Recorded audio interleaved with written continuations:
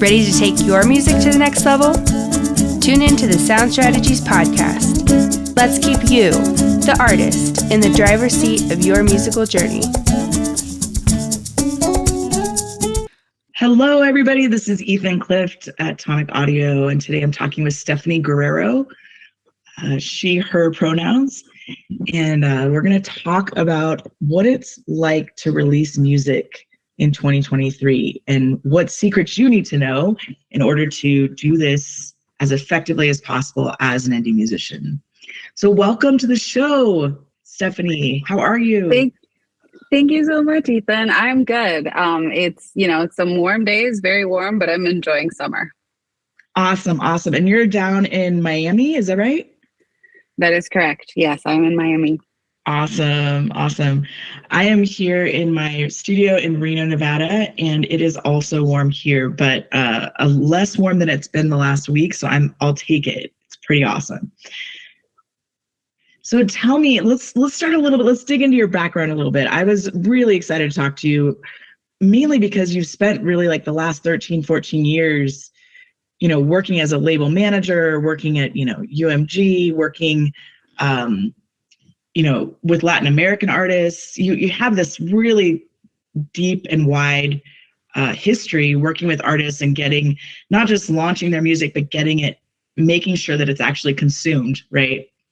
And so I wanted to just have you dig into that a little bit and tell us about your history and how it's brought you to where you are today, which is really advising, right, artists on how to market their music.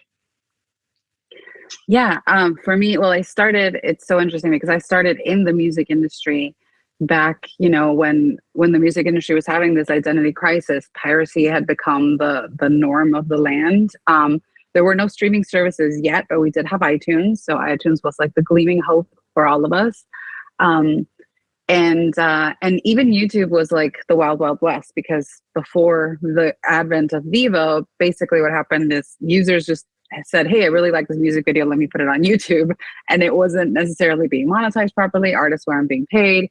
So it was a very chaotic time because every executive that I talked to, in their mind, the only way to get people to consume music was to sell CDs. So for them, it wasn't a matter of let's find new ways for people to interact with music. It was more, how can we get people to buy CDs again? So marketing and consumption back then was really interesting. We had a lot of in-stores. I don't know if anyone remembers those, but that's where you would go to the store, similar like a book signing, and you would buy a physical CD and then the artist would sign it for you. And so artists were doing, just like they would do their normal tours, they would also do in-store tours to sell physical CDs, because that was like the epitome of, selling and consuming music back then.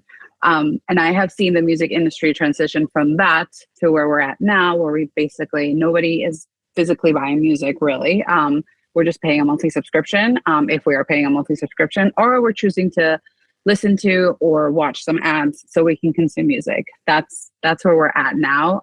There was a lot of onboarding from the point that I started to now, where we had to explain to people, this is how we consume music now, or this is how we watch music videos on YouTube. I think that was a real big first shift that we had to do, because a lot of fans were used to just, kind of finding something on YouTube, and the first response, the first thing that would come up, that's what they would watch, and it wasn't necessarily an official channel. So we had to teach fans all of these behaviors. Like, this is an official channel. This is where you consume this music.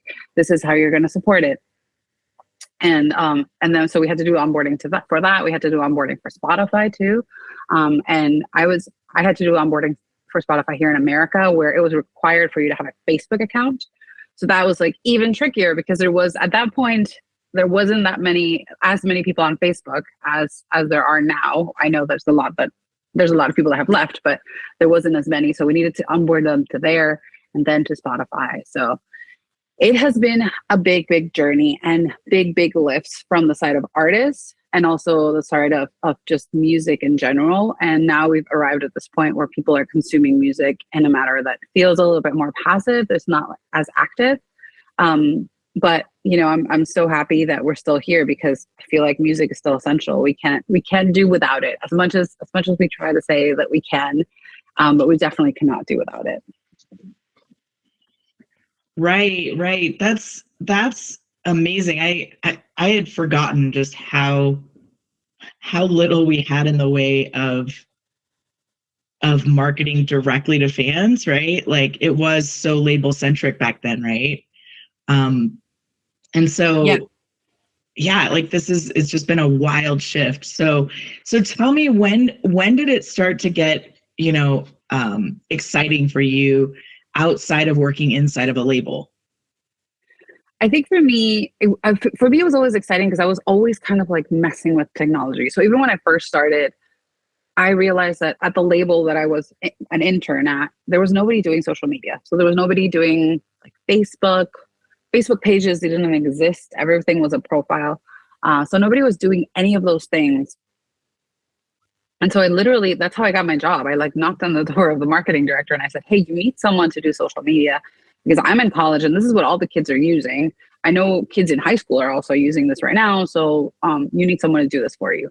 So that was exciting for me because yes, even though it was like a huge lift for me to literally sit with my laptop and show artists like, hey, this is how you're going to use Facebook as an artist instead of like, your own personal Facebook. Because, artists did have personal Facebook, but they just didn't use it in the artist level.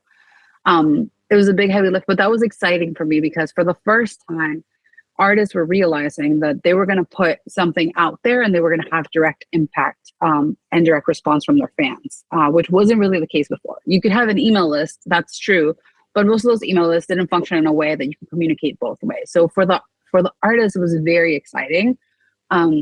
It quickly became unmanageable because most artists have a lot of fans and it's hard to keep up with it.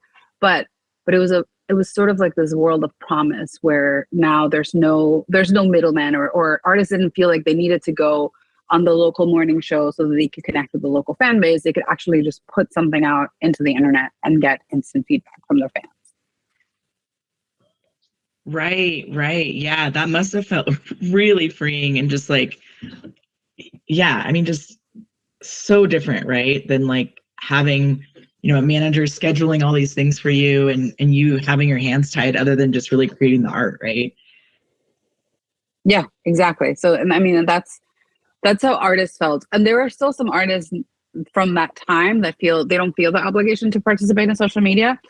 And you can sort of tell, obviously their audiences are older, so they're a little more understanding, but newer artists that don't choose to participate or choose to participate a different way, you can see they're struggling because it's hard to build a fan base unless you're actually connecting with them. So there was a huge paradigm shift, whereas before it was like the artist up in a pedestal and the fans just surrounded them and kind of went along with whatever journey they took them to now it's like the artist is still elevated, but it's the world building is more two ways. It's not necessarily just, the artist deciding what they want to do. There's a lot of feedback from the fan base and a lot of connection from the fan base that does come into account. And it only benefits everyone, right? Because instead of having an artist maybe do this like really weird experimental album and have all these marketing dollars spent behind them that the fan base is not going to rally around, artists are able to pivot really quickly because they see like, hey, I'm going to test it out with one song. How does that work? And if the song doesn't work, then they can kind of go back to what they were doing before. Right. Very cool. So let's talk a little bit about this idea of like lean in listening. You've mentioned a couple of really cool terms that I'm just really excited about as well, which one is world building, right? When we think about the artist fan relationship at that point, it was still really like a megaphone, right? Like you're still telling the fans what they, what you want to tell them, right? In social media, almost like a town square vibe, right? Yeah. Now there's so many more opportunities to actually have one-on-one engagement with the artists for the fans to be able to even participate in the art, right, itself. And we're seeing lots of shifts from like more of this like lean back listening, right? Which is what we think of when we think of playlists on Spotify or background music or, just the typical listening experience that the consumer has now, right? Versus, how do you get these listeners to consume your music in a lean in sort of position where they're actually engaging not just with the music, but with the story and the lore around the music. And they're becoming a part of the artist's world in a really participatory way. And what are you seeing? How are you seeing that play out, just in the last couple of years? I mean, I think what's interesting is that, so I was talking to someone, and this is probably, someone's going to say this is ludicrous that I'm saying this. So we were talking about both two artists that did world building in a very kind of expansive and all-consuming way. And so one was Michael Jackson, and the second one was The Weeknd, right? So Michael Jackson obviously did it so many years ago. It was kind of all done within his mind and the creative people around him. And so he would create these albums and this tour and everything that was an experience that happened, and fans just participated into it.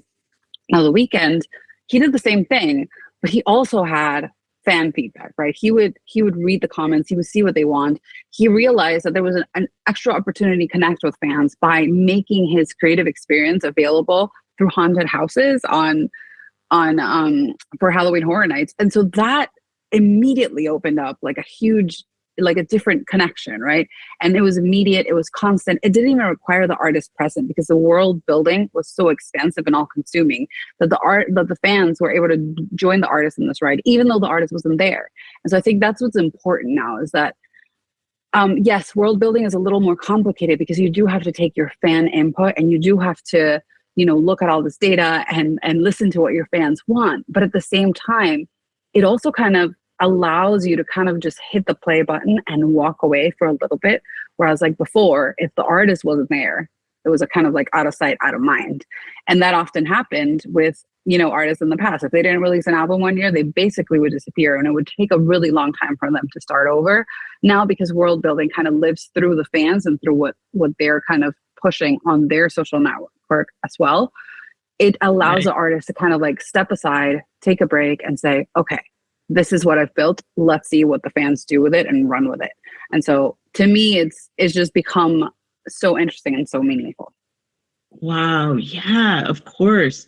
So give me some examples of some artists who have lately done this. Maybe they aren't as big as The Weeknd, or, I think a lot of sort of tricks in the early 2000s. I thought Trent Reznor did some amazing stuff, just in the stadiums where he would like hide, like thumb drives, like in the bathroom, right? Bathroom stalls, things like that, right? And almost like taking, like he did world building before there was really a two-way relationship, right? It was very much like we're still, his label's still, making things happen for him, but he was able to still get that engagement and that deep sort of, almost like adding this element of lore, right? Like you're alongside, like almost like you're coming along for the journey or the ride with the artist, right? But now you've got like Web3, you've got, TikTok, even TikTok duets, like you got these different ways that you can interact and bring the art or bring the fan into your journey, right? And into your world. Who are some artists that are doing that well right now, would you say? I feel like there's a ton of artists that are doing it super well that are known. I feel like Camila Cabello, I loved the way she kind of approached TikTok, because she wasn't very constant, but when she was there, she would do it all. She would interact with the fans.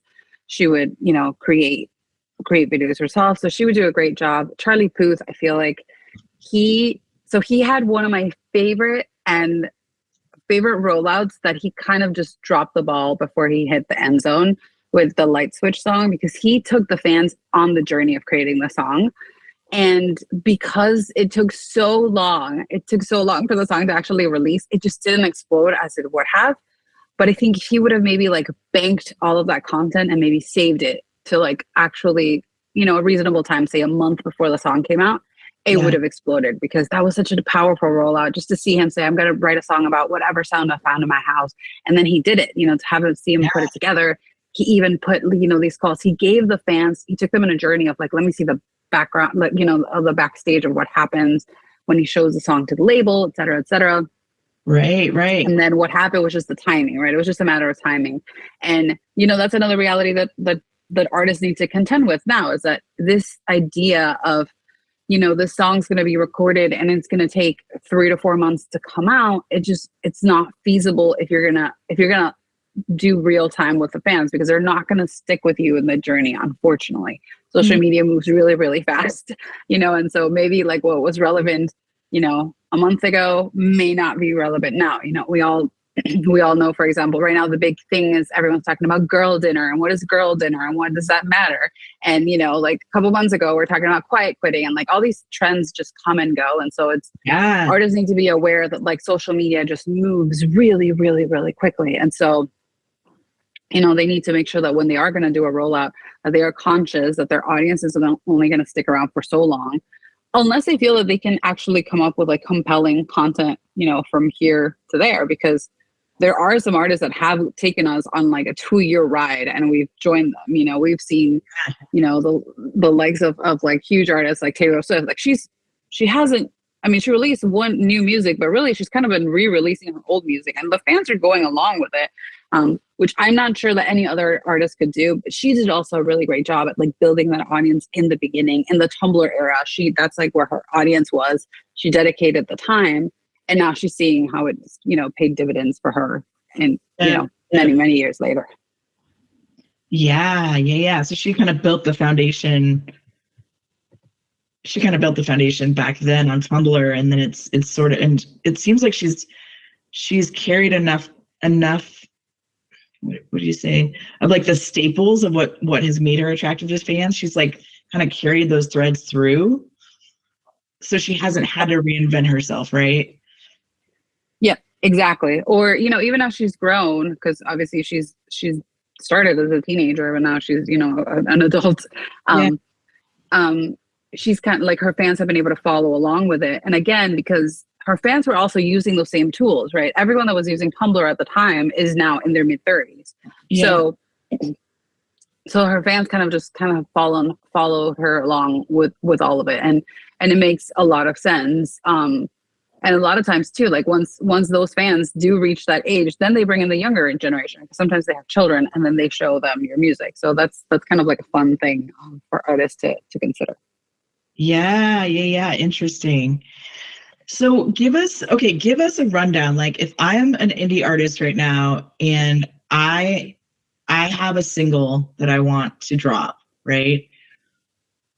What does that process look like when they work with you, for example? Like give us some insight into what artists are doing with you that is taking them to the next level or really just optimizing their entire launch process. Yeah. So for me, it's so interesting because now that I'm working with independent artists, I didn't realize that there were all these things that it seemed really obvious. Like when you work at a label level, like they just seem like really obvious, like this must be done, but I didn't realize it was insider information, and I don't think it should be. So that's one of the main reasons why I love to work with independent artists. And I love to work at the sort of like hire me when you need me kind of thing. Whereas like I know there's other marketing agencies that like kind of force you into like this bundle or you must pay this retainer, which you still can. And of course, if it makes sense, I will do it. But I love this idea of hire me when you need me. So that's where I tell an artist like, hey, if all you have is a single, it might not make sense for you to like go full in with a full on kind of marketing effort because it's just not going to make sense. So the first single you're ever going to release, if you've never released any music, consider it your single for capturing data. Yes, you're going to do all the things optimized. You're going to make sure all your metadata is in line. So make sure that your title is right, your songwriters' names are all spelled correctly, they're all identified correctly, that you yourself as an artist are listed exactly as you want. So, for example, if you are not really happy with your artist name right now, maybe like consider changing that before you release, because it does get a little messy if you do want to kind of put all this together and make a change later. So make sure all of your metadata is in line, like super important. And then if you are going to release it, make a really strong pitch. And this is my favorite part, just sitting with artists and figuring out like, who is this song for? And then once we go from like, we figure out like, who's, this profile, let's picture the perfect listener for this song and the person that's going to keep coming back. Great. Now, what playlists are these people listening to? So it might be like, they might be listening to barbecue playlist right now because it's the middle of the summer, or, you might have a song that appeals to someone that has a little bit of a bad side. So there's a playlist called Villain Mode, for example, that I love because there's like fun songs that sound, that are like good to be bad. Yeah. So maybe that playlist will make sense, or let's discover a new playlist that makes sense for you.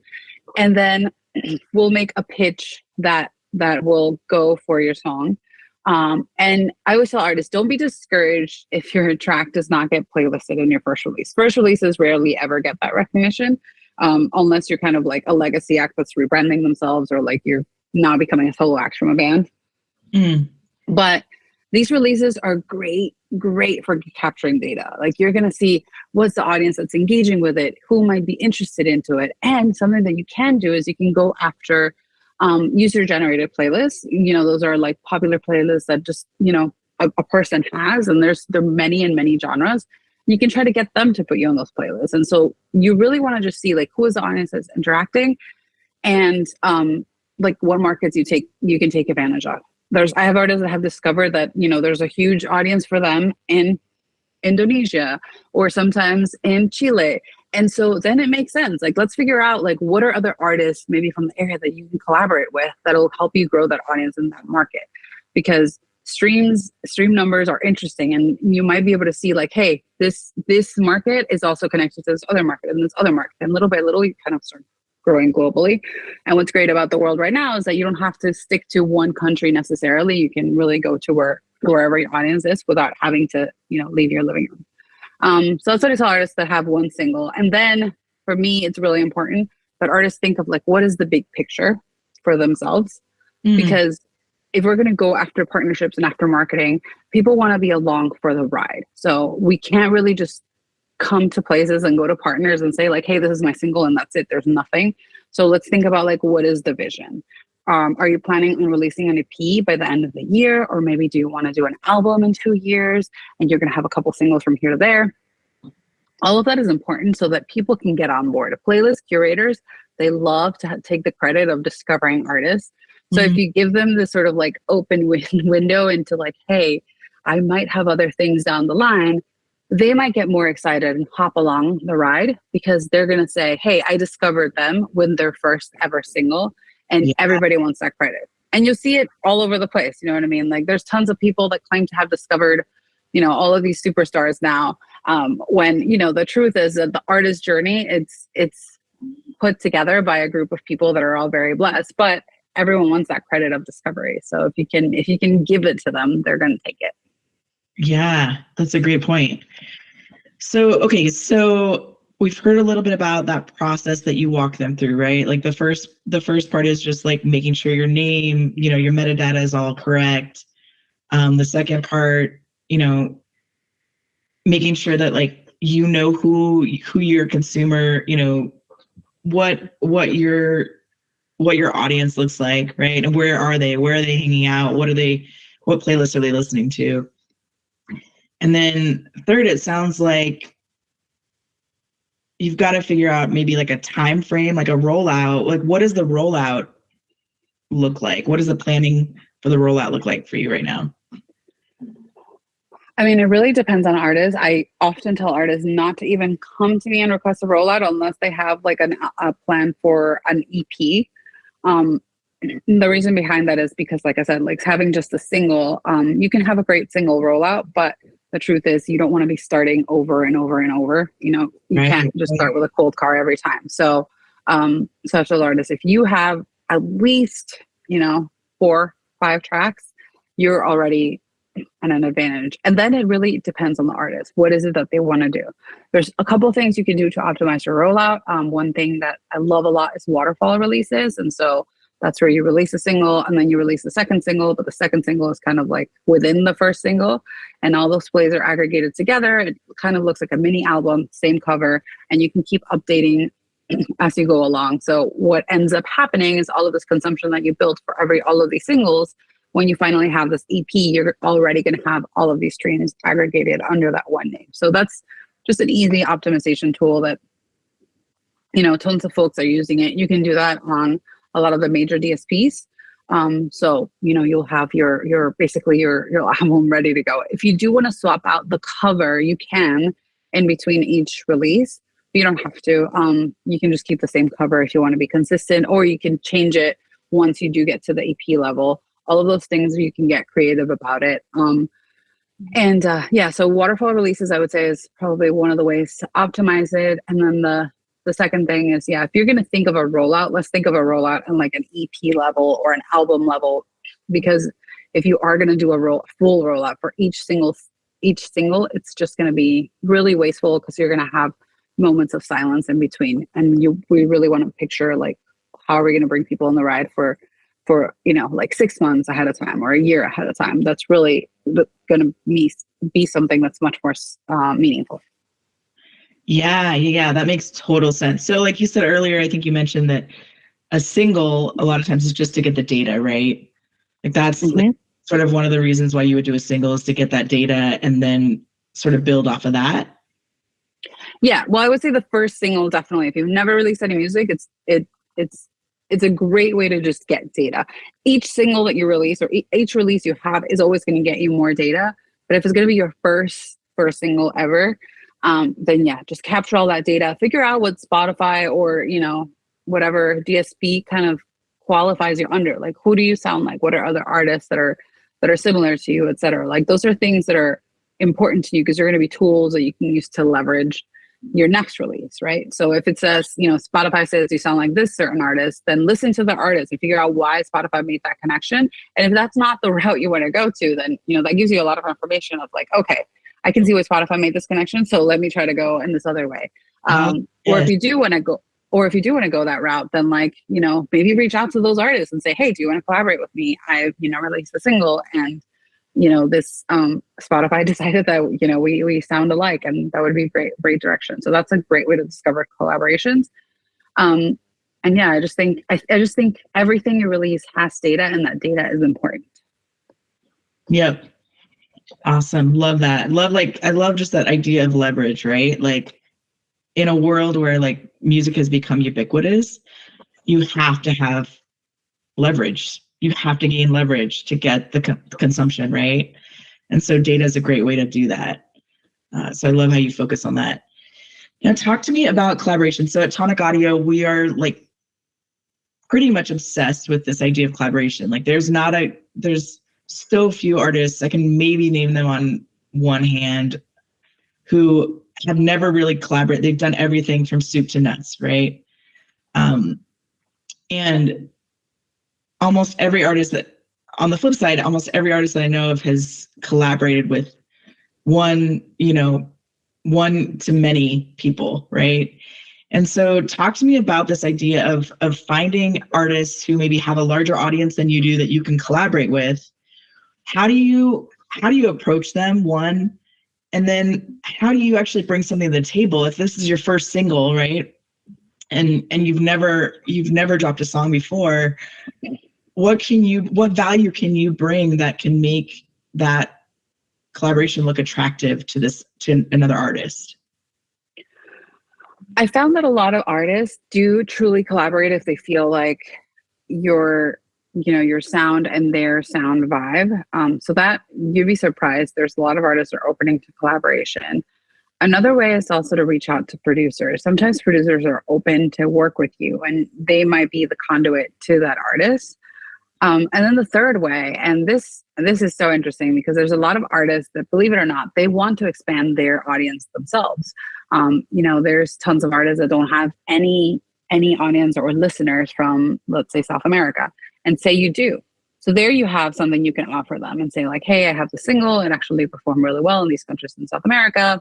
I understand you're looking to tour there, towards the end of the year. So like, how about, you collaborate with me? And so these are ways that, artists can kind of get interested into putting these collaborations together. I know at the label level, there's A&Rs that are looking at this data and they are saying, okay, we are weak in these countries. How can we improve this? How can we create this collaboration? So I think it's interesting because it opens the door for these artists that maybe seem like they don't have much to offer, and all of a sudden they do because they have an audience that's, interesting to them.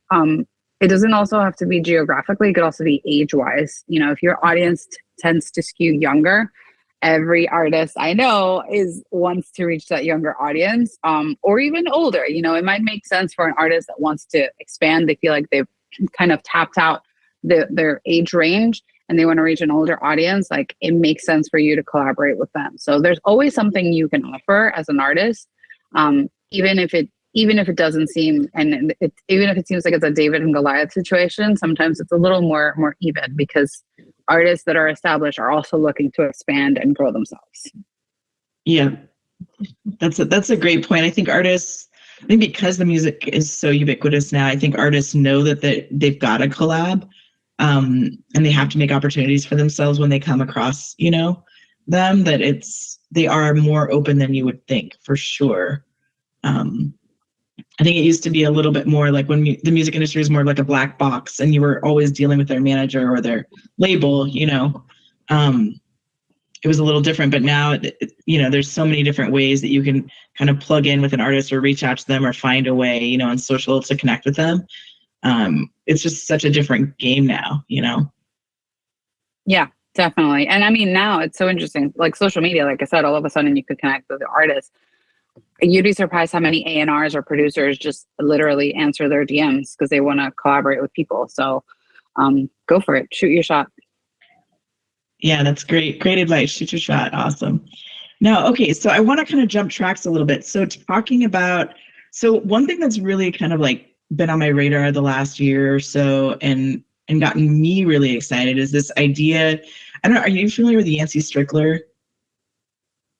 No, I'm not. Okay, so Yancey is like a music critic. He ended up being like a co-founder of Kickstarter back in the day. And then I don't know if it was like maybe during the pandemic or so, I'm just riffing now. I'm not sure the exact date of when Meta Label was started, but Meta Label is his newest venture, and it's really fascinating. And I was wondering if you had any thoughts on it.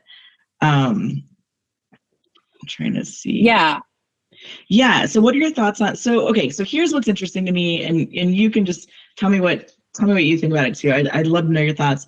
But what's compelling to me is like, okay, episode 1 of this season, I talked to Wendy Griffiths, right? She has Truly Music. So she does, basically she was at the, at one of the big 3 labels for like the last 30 years. And she was always in sync, right? And now sync has become, especially with like the rise of gaming and, just all of the different opportunities now in the digital world that we have to get placements for music, sync has obviously like been really attractive to artists, right? As a way to make some additional money. And so she went out on her own, and we were talking about this, and it's like, she has basically like an not underground, but basically people that were working inside the labels who will do a specific task, right? Maybe sync is her thing, right? And maybe like yours is more on the marketing side, right? And so basically like she just has a small group of really people she really trusts and who did fantastic work while they were working in the labels, and they know the industry inside and out, and they're really effective as basically like practitioners, right, of their craft, whatever it is. And so she can kind of help artists. Like if an artist comes to her, she can be like, you know what, like, if you just want to deal with sync stuff, like come to me. If you want to deal, if you want placement, go to this person. If you want, some strategy around, dropping your songs, go to Stephanie. Like, so she basically like just has this network of people who they just keep giving each other business, and they basically fill in what the label would have provided in sort of more of like a 360 sort of way, right? Like now you can go kind of a la carte, right? And get these services, label services, if you will, on your own. And so that's something that just like fascinates me, because like to me, it seems overwhelming as an artist, because there's so many options now, right? I can a la carte go and get these different services, but it also seems more doable in a way too, right? I don't have to give up, all these rights to a label to get some of these services, right? I can save up some money, go work with Stephanie for this single, maybe come back to her in a year and a half when I have an entire EP, But yeah, talk to me about that shift where like there is now suddenly an a la carte menu, because this will lead me to my thoughts about Meta Label. Yeah, I think that's what really excites me about this whole opportunity, because before what happened is artists would sign to a label, and whether they wanted to or not, they were paying for all of these services, right? So someone like a publicist is someone who would maybe work, 3 months while actually you're kind of like ramping up to your release while you're in release. But then what happens in between singles, you're kind of still paying for that service. Right. And that's not to say that they're not working very hard. They're working very hard, but now they're working very hard for another artist. And the same thing with the marketing person. Oftentimes the marketing team kind of gets activated at the point of the rollout. And then, after the release is done, we kind of like go back on our side, and maybe we do provide some advising. We do help you to kind of keep your social media engaged, but it's not at the same level. And so there's a lot of that needs to be trimmed from the traditional sense of things. Think, for example, where I worked, because their sync team was so kind of like US based and English speaking based, we rarely got the efforts or what we wanted for, more like the Spanish speaking songs that I was working on. So that was frustrating. And I mean, it was frustrating for me on the marketing side too, because we also see sync as like helping in marketing. But the truth is that you kind of have your hands tied because you're kind of stuck to the team that you've signed into. Whereas like in this a la carte model, you literally have all of these opportunities, and as an artist, there are things that you might not think of. Like you might find marketing so daunting and so scary, but maybe all you need is a good marketing plan, and so you pay someone to build you a good marketing plan, and then you can execute it. And it doesn't seem like this daunting, impossible thing. So I love this idea of making things a la carte and more approachable. And so that way you as an artist can decide. You can say, hey, okay, I want my distribution and I'm going to pay for distribution. Even though right now there's like options for you to do distribution for free. So you want to say, I'm going to pay because this service offers me A, B, C. But hey, I also want like some help with marketing. Let me just get that. Or like maybe for the single, I won't do marketing, but I will do PR because I really want to have like good publicity. I want to get on a couple of blogs. So let me work with a publicist so I can get those things done. And so I love this idea of being able to just work with what you need and then move on from what you don't. Because it might not, like I could, as a good marketing person and a good PR person would tell you, well, you always need marketing and PR. But the truth is that there are some singles or some releases that you're going to do just for yourself or something that's going to be meaningful. And so the PR or whatever is not going to be as necessary or is going to be as heavy lift. So maybe it's something that you can take care of yourself. And I also want to empower artists to do all these things, or to at least try to do one of these things for themselves 1 or 2 times, maybe with the help of someone, but not necessarily, someone who's just completely doing it with you. So you're blending and not aware of this. Because Right. The more you're aware of how the business works, the more prepared you will be as you move forward. So it's better for you to instruct someone and tell them like, hey, this is how I want it to be done because I've already learned it because I work with someone, rather than say like, I just need marketing, like here's all my money. And then you're not aware of like how things are going to go, or you're going to have a big miscommunication because you don't have the tools to communicate. Right. Interesting. Yeah, those are all great points. It's like it sounds like the label model doesn't necessarily work because there are so many variables, right? Like you said, like you might have like a high need for one aspect, like the publicist aspect, and a low need for the marketing, or like vice versa. And yet you're essentially paying for all of that all the time, right? If you sign with the label. Yeah, essentially. That makes sense. So that takes me to meta label land now, which I'm just like fascinated with this idea of meta label. And I think I'd love to talk through it. So I mentioned earlier Yancey Strickler, him and a team of, I don't know, he has a bunch of people working with him on this. But basically, metalabel.xyz is a release club where groups of people who share the same interest release work, collaborate, and support each other. So it's really interesting. Like at first I was like, whoa, this is like a little woo woo. I mean, like they would even I think they would even go as far as like holding hands when they would release it. Like it was almost like a spiritual exercise, which massive amounts of respect, but also just like it just felt like very, very artistic in a way that almost like, how would you say it? It's like almost like performance art as well in a weird way. And so I was just like fascinated by this whole thing. And of course, like if you look at like the website, there's lots of people who are really forward thinking, like Holly Herndon, Matt Dryhurst, Song Camp is another another group that's been doing some really interesting collaborations and minting NFTs and things like that, and really been creating, enough buzz and enough lore around these launches that like they're selling out, very, very quickly, and people are collecting these NFTs and really creating more than just collecting the music and consuming the music. They're creating like a whole entire world around sort of almost like there's always a common thread, right? Or like a common interest involved. So I was wondering, like, what have you seen in this world? What are your thoughts on this? Like, yeah, I just want to like chew on this world. Yeah. It's so fascinating to me. And it's almost like the next level, like V3, say, of like, if V1 was like the label providing all the services, V2 is like a la carte services, artist services. V3 is almost like, okay, it's a group of creatives actually providing the services for each other in an effort to bring the entire group forward, right?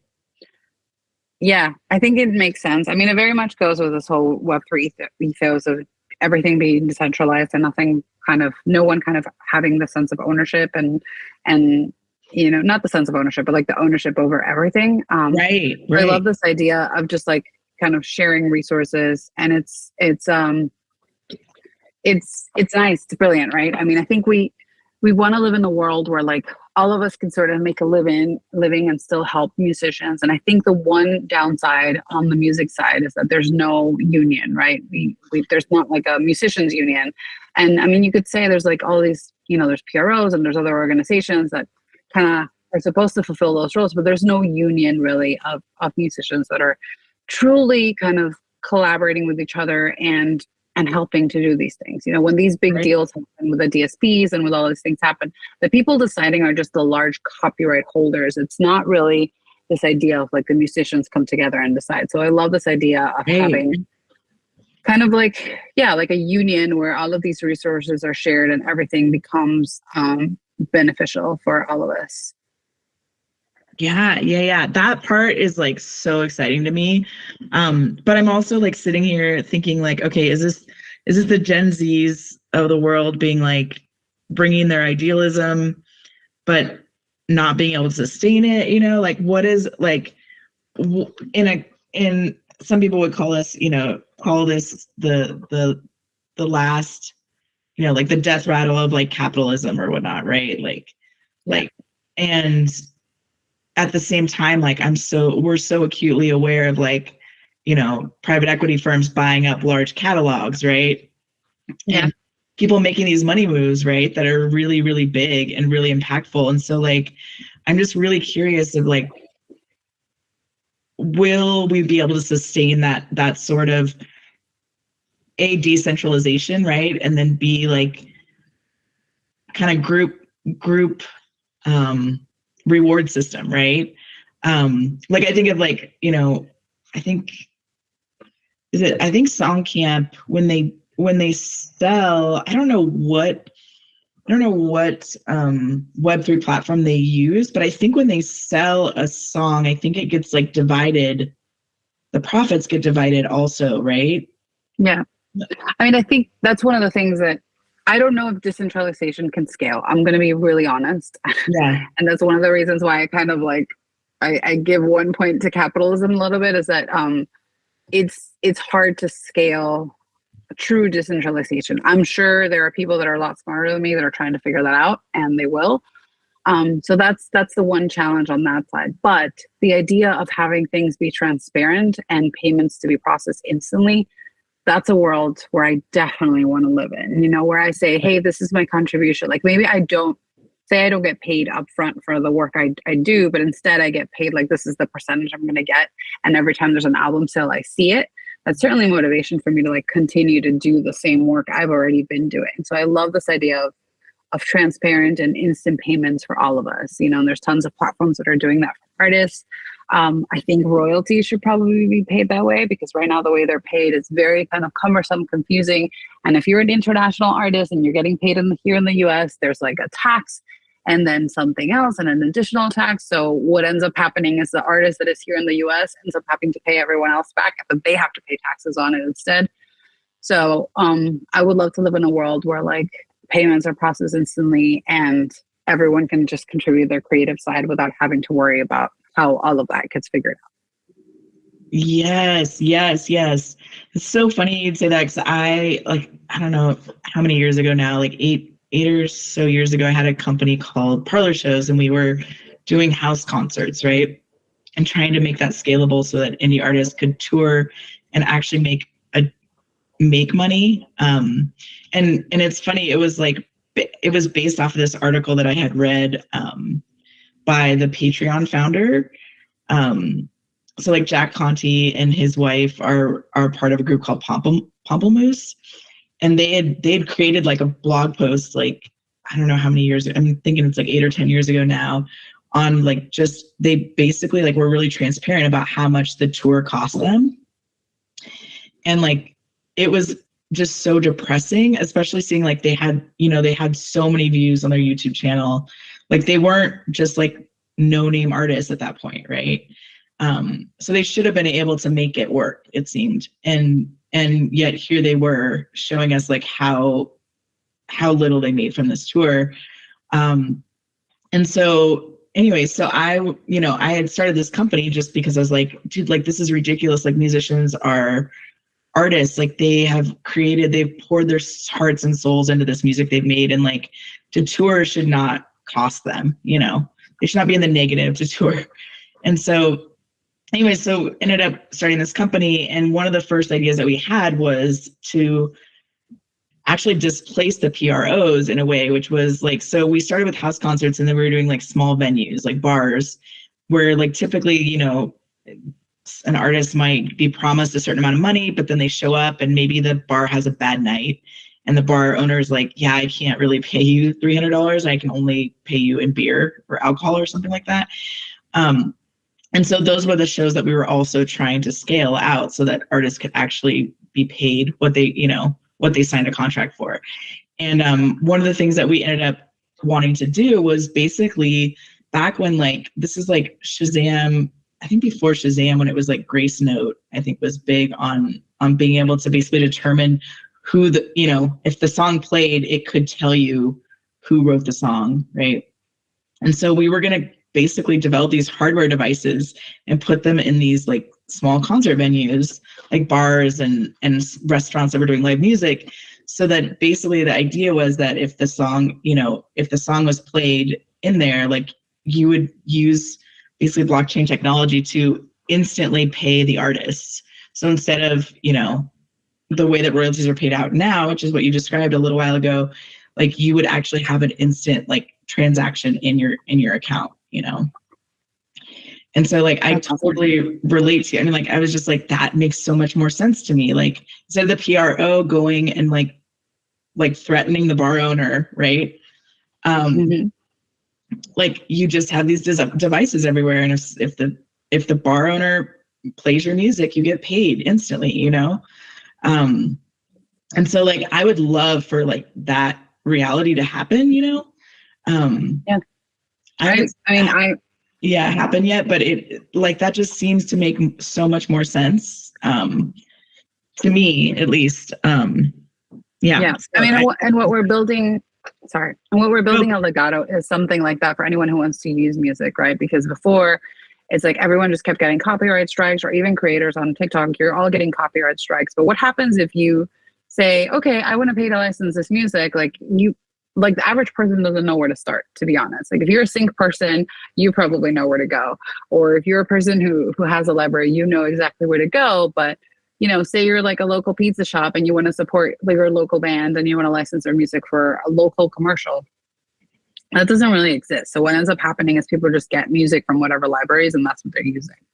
Yeah. So part of what we're doing at Legato is we're putting those keys back on the artist, that control back on the artist, for them to have, this available on their website and say like, hey, if you want to license my music, here you go. Here are all the options. And they just have, predetermined terms and predetermined licenses where anyone can just kind of opt in and hint and say, for example, that you don't find any of the licenses necessarily apply to you, you can always reach out to the artist and say, hey, I can't find anything, and the artist can make it available to you, and they can even token gate it so that it's only available to you. Like the artist can give you a token so you can get it, and you can get, the license that you need. And it's an instant payment situation when you literally just pay for the license and it's done. It's not a matter of like, let's request an invoice, or let's do this and let's do that, and let's have this prolonged negotiation back and forth. You can just literally say, hey, I want to license this. This is the license you have available. Great. I'm just going to buy it. It's $100. I will do it. Here you go. It's paid. And then we move on from that. Yep. That's awesome. So how are you guys, let's talk about Legato for a minute. Like, how are you guys doing traction wise? Like, are you like, who's using it? What sorts of like success stories have you seen? We don't have success stories yet because we're still building our beta for our full platform. We do have available for everyone is this platform called Robots-TXT. And what it does is it lets you add licensing terms to your pre-existing smart contracts or NFTs. I found, and this was alarming, that from talking to lots of artists that were just minting things here and there, that they weren't adding necessarily licensing terms to their intellectual property tied to it. And so a lot of people assume that because you buy an NFT, that means you own the song, you have the right to use it however you want. That's not always the case for every artist. So we wanted to give artists tools to kind of allow that and define that. And so there's been a few artists that have already used our tool. And what they're doing is they're just saying like, hey, yes, you bought the song, but that gives you only rights for personal use. So if you do want to commercialize this, then you kind of need to hit me up and we'll negotiate something, which I think is important. And so we're kind of starting at that level first, because again, I feel like copyright and IP registration sometimes feels so daunting. And this allows artists to put a little bit of control and say, okay, yes, I'm putting this out in the world, but these are the terms I want it to be used. Got it. Yeah. Awesome. Now, speaking of that, like when you think about like distributors, like say like CD Baby or DistroKid, right? If you go to like upload a song, like the terms seem pretty simple, right? Like you're basically just naming splits. What is the difference between Legato and like going into CD Baby, saying, who owns what part of the song and then having them distribute it to the DSPs? Well, one is when you register something here, it's kind of gets stored on chain. So that means it's immutable and it's also open source. So anyone can find that information. Stuff that's available on CD Baby doesn't always necessarily make the public. So if they do want to find that information, it gets trickier. The second thing is you could still make it available on CD Baby, but that doesn't mean people can license their music from CD Baby itself. CD Baby is not in the business of like pitching out songs for sync. That's not necessarily what they do. Whereas like you as an artist, you can go out there and have these conversations with people and then create these licensing terms. So distribution is important, but and yes, you're going to have your splits set up there. But at the same time, you do want to have something that's kind of more permanent, mutable, and open source because you want people to be able to find this information. Gotcha. Okay, cool. That's a good explanation for listeners, like the difference. Yeah. Nice. Okay. Well, anything else? Like, how can we contact you if I'm an artist and I want to get some strategy help around a release? How can we contact you? And when would be a good time to contact you? Sure. I actually have my Calendly right on my website, stephguerrero.com, STEPH, and then my last name is GUERRERO.com. There's a button on the top that says book now, and you find my calendar there. All of the time that I have available is there. You can book 15 minutes for free with me always. I love to have these 15 minutes. And if you send me music ahead of time for me to listen to before we have the meeting, I can give you tons of ideas. I love to have these like quickie calls where we can brainstorm. And then, if you do want to work more with me, you can also book more time with me there. Or, we can discuss on the 15 minutes, what kind of working relationship you want to have with me. My favorite thing is to listen to music from, developing acts and then figuring out where they want to go from there. Because I think that's the best moment for every artist, just the hunger and the wanting to kind of put your music out there and figuring out what the world thinks of it. I love that. That's awesome. Well, cool. Thank you so much, Stephanie. This has been so just so uber helpful. And I love hearing your thoughts on everything. And I can't wait to just see like your next steps and follow your journey as well. Awesome. I'm so excited, Ethan. Thank you for having me. You're welcome. Bye. Bye.